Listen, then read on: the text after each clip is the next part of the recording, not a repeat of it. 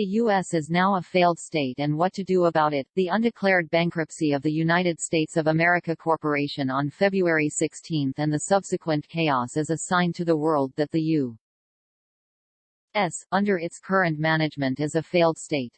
This week we will look at how this came about and what to do about the situation. First of all, according to various estimates, including the Atlanta Federal Reserve Board, U.S. GDP has fallen by 50% this year. The U.S. also, again according to places like the FRB, has unfunded liabilities of over $200 trillion. This includes external debt, government debt, unfunded pension liabilities, etc. If GDP has really fallen by half to about $10 trillion, it means the debt is over 20 times U.S. annual income. It means if all Americans spent half their money paying off the debt, it would take 400 years to do this. There are other signs of deep dysfunction as well. Americans spend 17.7% of GDP on medical expenses, more than double the percentage in other countries. Then there is the prison industry that puts people in jail for invalid reasons just so they can profit from prison slave labor.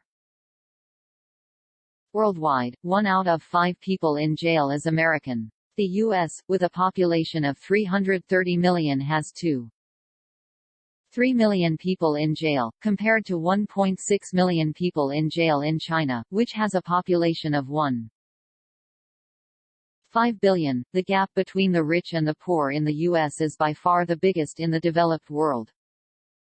Real living standards for 90% of Americans have been dropping since the early 1970s. Yet another problem is a corporate media that is now spewing almost nothing but propaganda and lies.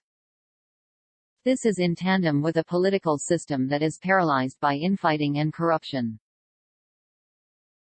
Democracy in the U.S. has been dead ever since George Bush Jr. stole the year 2000 election. Anyway, you get the picture. As an MI6 source put it, America is finished. The obvious answer is for the current Washington, D.C. regime to publicly declare bankruptcy.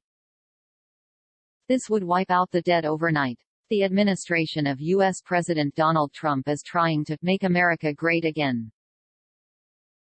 Trump has in fact already repudiated domestic debt by nationalizing the FRB and handing money directly to corporations and individuals.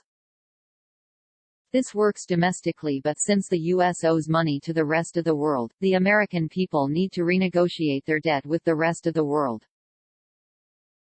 Remember, ships have been arriving in the U.S. full of stuff and leaving empty for over 40 years. It was all paid for with the U.S. credit card, but now other countries are asking for cash.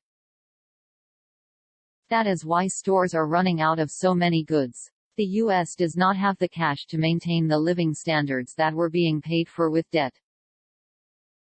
The rest of the world, especially the main creditors Japan and China, are willing to write off the debt, but they want a change in management first. In other words, they want the Americans to free themselves from the Babylonian debt slavery of the Khazarian mafia.